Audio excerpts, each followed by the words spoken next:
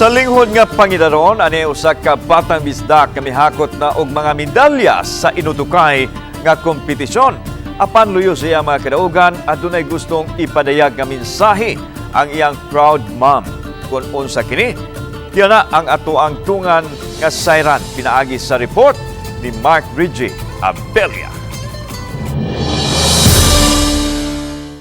Sa edad nga 8 anyos, gipakita na ni ining batang bisdak ang iyang makabilib nga pangutok, ilabi na sa science ug math. Gani ubay-ubay nang pasidungog og mga medalya ang iyang nahakot sa mga managlahing mga inutukay nga kompetisyon. Siya si Kylen Tricia C, proud Sugboanon, ug giila isip usa sa mga genius kid tibuok nasod. Siya lang naman ang best in English, best in math, best in social studies ug first honors. Gawa sa kamaayo niya sa academics, aduna usab siya talento sa art. I paint si Seth.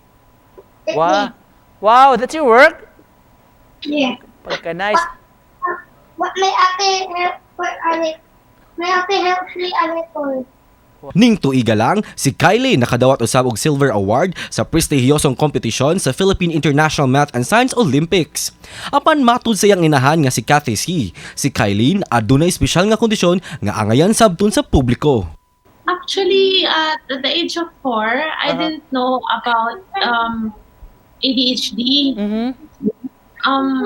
There's a lot of people telling me about ADHD, and I don't have anything na naiisip about that until I realized that my daughter is very hyper. But for me, it's actually not a crime to be like that. Ang istorya ni Kylie nagpamatuod lang nga kung adunay saktong giya og suporta ang mga adunay ADHD, sila makapakita gayud sa ilang unique talent ug kamaayo sa mga butang. Kay silang tanan certified mga batang bisdak.